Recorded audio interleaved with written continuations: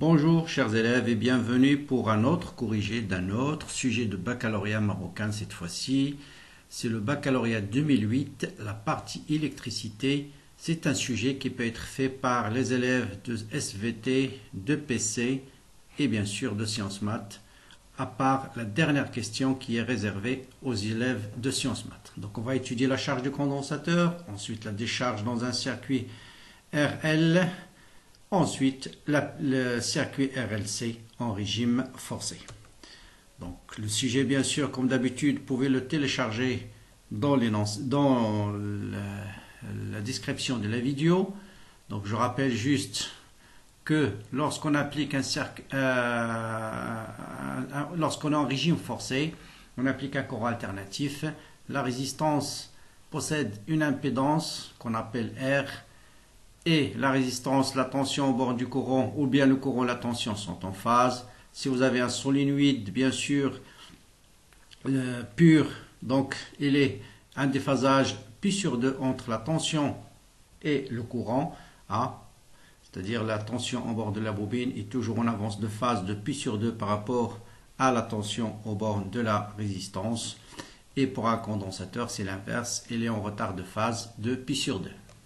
Alors, ça vient de 1 sur j oméga, et 1 sur j, on peut l'écrire exponentielle, moins j pi sur 2. Bon, voilà ce qu'il faut savoir sur les conditions de résonance. La résonance se produit à une condition si LC oméga carré est égal à 1. Et la fréquence de résonance est 1 sur racine carrée de LC. À la résonance, vous avez un certain nombre de propriétés. C'est que le déphasage entre le courant et la tension, il est nul. Donc ce déphasage s'annule à la résonance.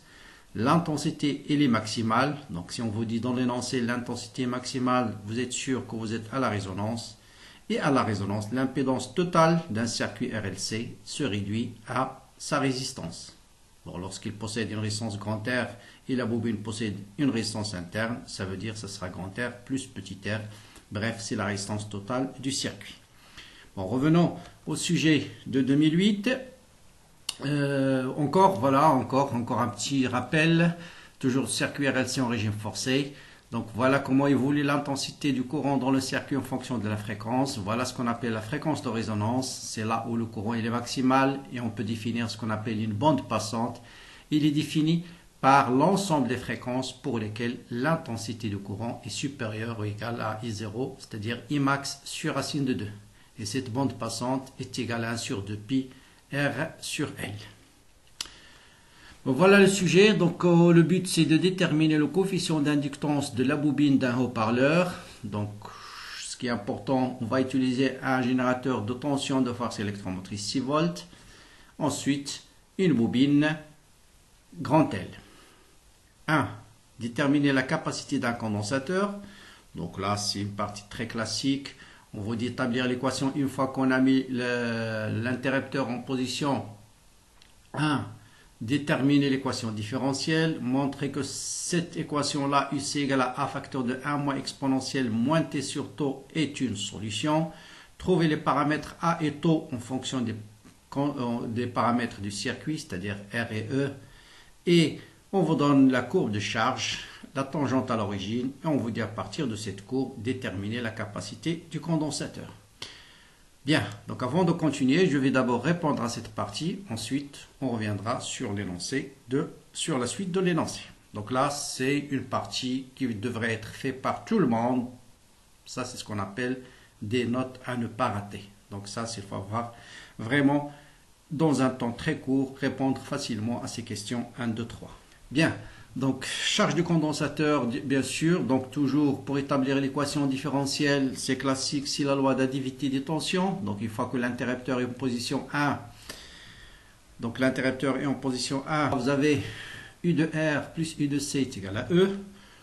Bon, vous avez les formules classiques, I de C c'est Q sur C et I égale à D de Q sur D de T. Équation différentielle vérifiée par quoi? Par U de C. Donc il suffit d'exprimer U de R en fonction de U de C. Bon, U de R c'est R fois I. Je remplace I par D de Q sur D de T. Et D de Q sur D de T c'est C fois D de UC sur D de T. Bon, ça tout le monde est capable de trouver facilement cette équation. Donc, trouver l'équation, les paramètres A et taux. Bien sûr, pour trouver les paramètres, il suffit de dériver la forme, la solution qu'on nous donne et remplacer dans l'équation différentielle. Donc, la dérivée de ce terme, c'est A alpha exponentielle moins alpha t. Donc, la dérivée de exponentielle moins alpha, c'est moins alpha. Avec ce signe moins, ça devient plus. Je remplace maintenant dans cette équation I de C par sa valeur, D de IC sur D de T par sa valeur, et on va trouver cette équation-là. Donc on va mettre exponentiellement alpha en facteur, et donc voilà, si je mets exponentiellement alpha t en facteur, je mets exponentiellement alpha fois un terme, plus un deuxième terme égal à 0. Ceci ne peut être vrai que si et seulement si les deux termes sont nuls, c'est-à-dire ce terme égal à 0 et ce terme égal à 0.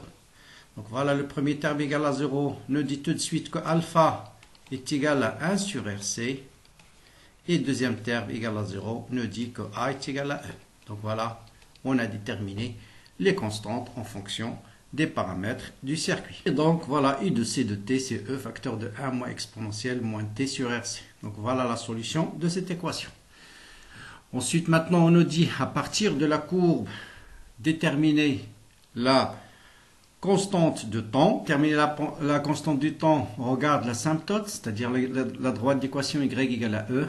On cherche l'intersection avec la tangente. Voilà la tangente, l'intersection c'est ce point. Donc quelle est l'abscisse de ce point? C'est ici, c'est 1. Et regardez toujours l'unité. Donc taux est égal à 1 milliseconde.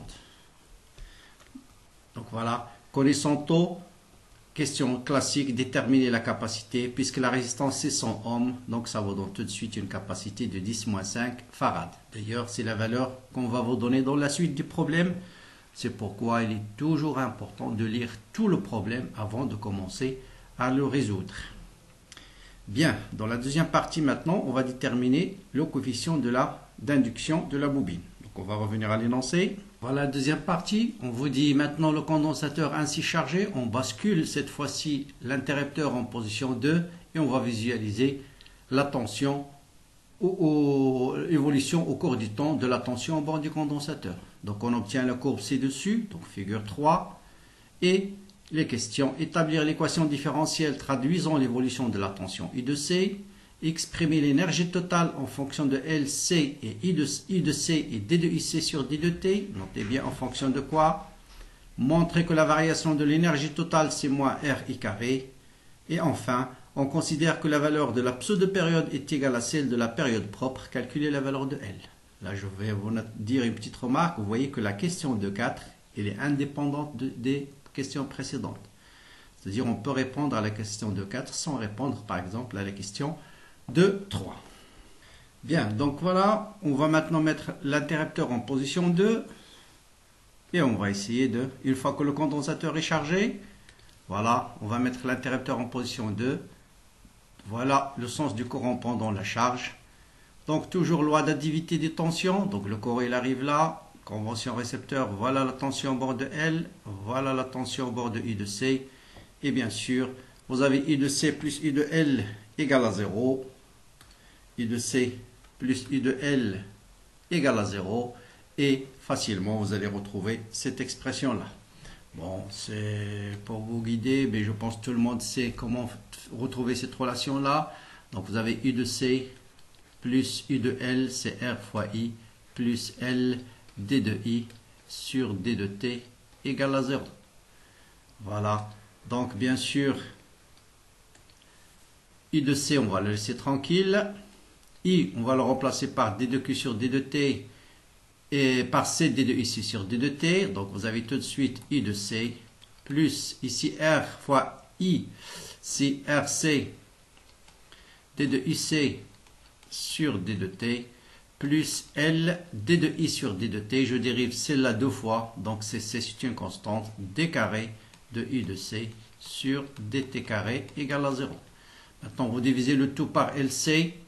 Donc, vous allez avoir d carré de UC sur dt carré. Je dérive ça par LC. Je simplifie par C. Il me reste R sur L. Et là, je dérive par LC. Et j'obtiens l'équation classique. Bien, exprimer l'énergie totale en fonction de LC, I de C, D de I sur D de T. Très bien. Donc, c'est quoi l'énergie totale? C'est l'énergie électrique plus l'énergie magnétique. Et bon, l'énergie électrique, bien sûr, elle est déjà exprimée en fonction de I de C. Il suffit d'exprimer l'énergie magnétique. Donc c'est LI carré. Donc I, voilà son expression. Donc I carré, ça vous donne, I carré c'est quoi? C'est C, D de UC sur D de T. C carré, bien sûr, D de UC sur D de T au carré. Voilà. En remplaçant I par sa valeur, voilà l'expression électrique, voilà l'expression magnétique. Maintenant, il suffit de faire la somme. Donc l'énergie totale, c'est 1 demi C U de C au carré, plus L C carré sur 2, D de UC sur D de T, le tout au carré.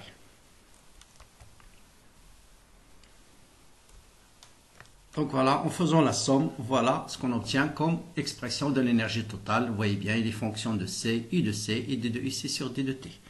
Maintenant, en utilisant l'équation différentielle, montrez que la dérivée de l'énergie totale par rapport au temps égale à moins RI carré. Voilà l'équation différentielle.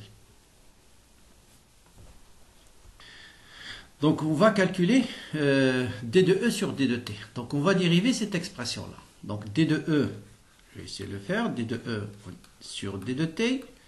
Donc, LC carré sur 2, c'est une constante. Donc, LC carré sur 2, je la laisse.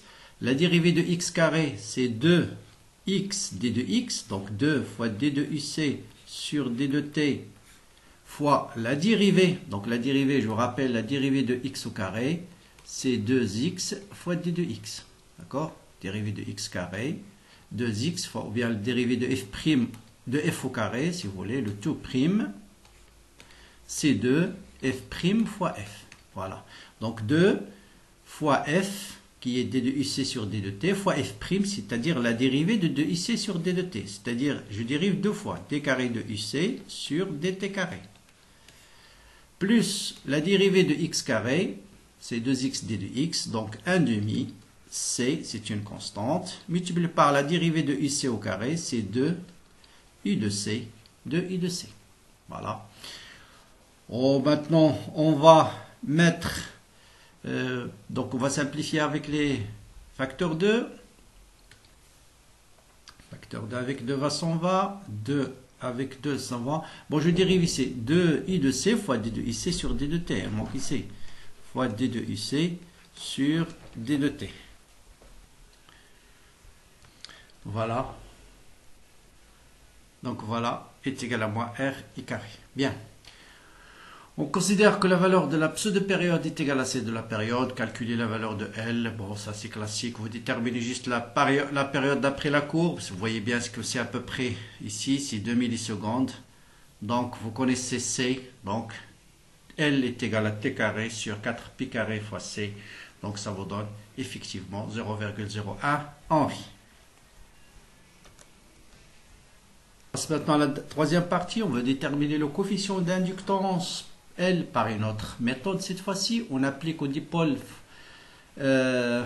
formé par la bobine précédente et un condensateur. Vous voyez bien qu'on vous donne la valeur qu'on vous a demandé dans la première question, 10-5 farad.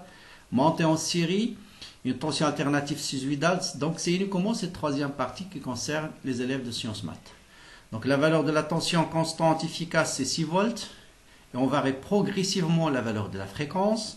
On constate que lorsque la valeur de la fréquence vaut 500 Hz, la valeur de la tension efficace, toujours, valeur efficace, sa valeur maximale, c'est 0,48 ampères. À partir de ces données, calculer la valeur du coefficient d'inductance L et de la résistance R de la bobine. Ensuite, déterminer soit UB la tension instantanée au bord de la bobine, trouver le déphasage entre la tension I de B et la tension U appliquée.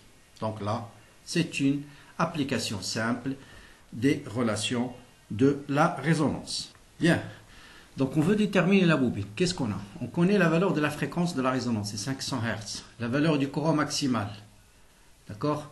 Or, vous savez que lorsque I est égal à I max, la fréquence de la résonance, vérifiez la condition LC oméga 0 au carré égale à 1. Oméga 0, c'est 2 pi fois la fréquence. Donc, voilà, 2 pi fois N0. Donc, je peux déterminer tout de suite L, c'est 1 sur 4 pi carré C fois N0 au carré. On connaît C, on connaît 0. Simple application numérique, on trouve exactement la même valeur qu'on a trouvée par la méthode précédente. Qu'est-ce qu'il nous reste à déterminer?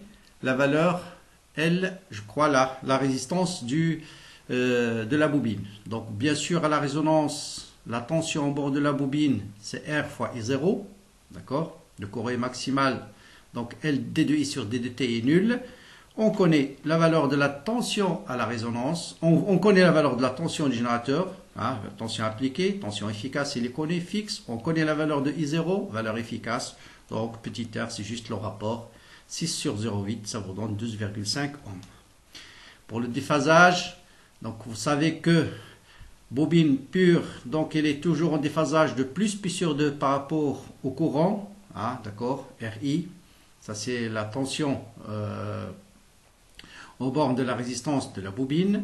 Donc, et bien sûr, U de B, c'est RI plus LD de I sur D de T. Donc, on va faire la représentation de Fresnel. RI, voilà le vecteur qui représente RI. C'est un vecteur d'un module R fois I, le module de I. D de I sur D de T, son module, c'est L oméga 0 I. D'accord? Et voilà la tension au bord de la bobine. Donc, pour calculer phi, il suffit de calculer tangente phi. On connaît la valeur de L, on connaît oméga 0, on connaît la valeur de I. I va se simplifier de toute façon. Et donc, vous avez tangente phi égale L oméga 0 sur R. Voilà, petite application numérique. Ça vous donne tangente phi égale à 2,51. Donc, phi égale à 68,3, 68 degrés, quelque chose. D'accord?